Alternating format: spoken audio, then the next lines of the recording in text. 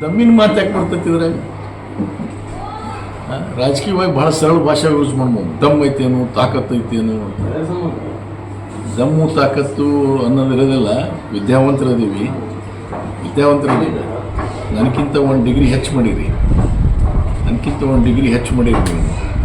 ನೀವು ದಯವಿಟ್ಟು ದಮ್ಮು ತಾಕತ್ತು ಮಾತಾಡಕ್ಕೆ ಹೋಗ್ರಿ. ಸ್ವಲ್ಪ ಓದ್ಕೊಂಡು ಸ್ಟೇಟ್ಮೆಂಟ್ಗಳನ್ನು ಡೌನ್ಲೋಡ್ ಮಾಡ್ಕೋಬೋದು. ಭಾಳ ಸ್ಪಷ್ಟವಾಗಿ ಹೇಳಿದ್ವಿ.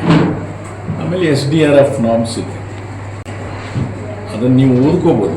ನಾನು ಹೇಳಬೇಕಾಗಿಲ್ಲ, ನೀವೇ ಓದ್ಕೋಬೋದು. ಡೌನ್ಲೋಡ್ ಮಾಡ್ಕೊಂಡು ನೀವೇ ಓದ್ಕೋಬೋದು. ಏನದಾವು ಇವತ್ತು ಇಂಟರ್ನೆಟ್ ಮೇಲೆ ನೀವು ಯಾವ ಮಾಹಿತಿ ಏನಾದರೂ ಪಡಿಬೋದು. ಗೌರ್ಮೆಂಟ್ ಆಫ್ ಇಂಡಿಯಾ ಏನಿದೆ, government of state government guidelines ಏನಿದೆ ಎಲ್ಲನೂ ನೋಡ್ಬೋದು.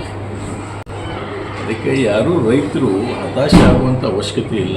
ಸಿಂದಗಿ ಆಗಿಲ್ಲ, ಬಾಗೇವಾಡಿ ಆಗಿಲ್ಲ, ಯಾವೂ ಆಗಿಲ್ಲ. ಇತರೆ ತಾಲೂಕುಗಳು ತಾಳಿಕೋಟ್ ಆಗಿಲ್ಲ, ಯಾವೂ ಆಗಿಲ್ಲ.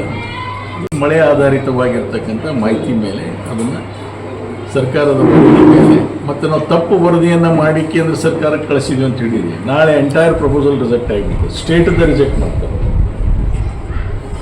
ನೀವು ಇದನ್ನು ಪೊಲಿಟಿಕಲ್ ಆಗಿ ನೀವು ಮಾಡಿಸಿ ಕಳಿಸಿದ್ದೀರಿ ಅಂತೇಳಿ ಮಾಡ್ತಾರೆ. ಯಾಕಂದರೆ ಅವ್ರ ಹತ್ರ ಕೂಡ ಸ್ಟ್ಯಾಟಿಸ್ಟಿಕ್ಸ್ ಇದೆ. ಮೈಕಷ್ಟು ಚರ್ಚೆ ಆಯಿತು. ನಮಗೆ ಅಶ್ಯೂರೆನ್ಸ್ ಕೊಟ್ಟಿದ್ದಾರೆ, ಮಿನಿಸ್ಟರ್ ಅಶ್ಯೂರೆನ್ಸ್ ಕೊಟ್ಟಿದ್ದಾರೆ.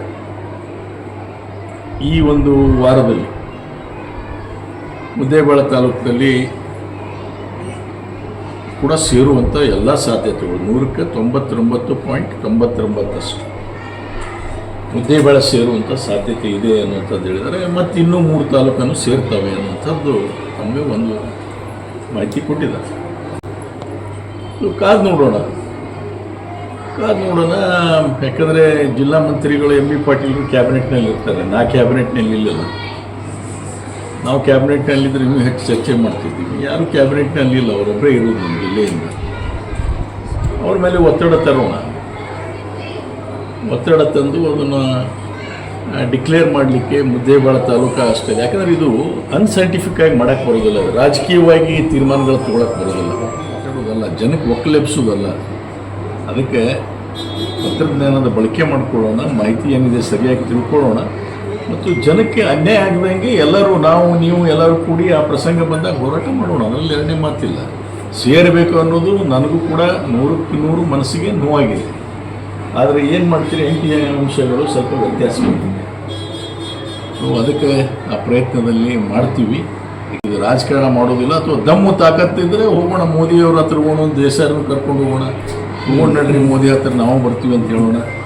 ನಮ್ಮ ಕ್ಯಾಬಿನೆಟ್ ಮಿನಿಸ್ಟರ್ಸು ಬರ್ತಾರೆ, ವಿರೋಧ ಪಕ್ಷದ ನಾಯಕರನ್ನು ಕೇಳೋಣ. ನಾರ್ಮ್ಸನ್ನು ಹತ್ತಿದ್ರಿ, ಹಂಗಾರೆ SDRF ನಾರ್ಮ್ಸನ್ನು ಹತ್ತಿದ್ರಿ, ಗೈಡ್ಲೈನ್ಸನ್ನು ಹತ್ತಿದ್ರಿ ಅಂತ ಹೇಳೋಣ. ಅವರಿಗೆ ಒತ್ತಾಯ ಮಾಡೋಣ.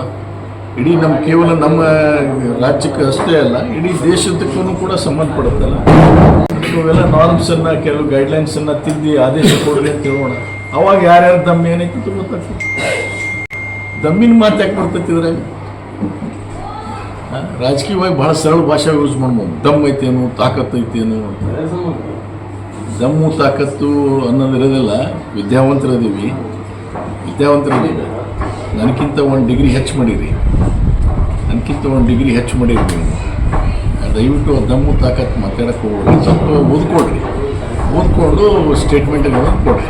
Thank you.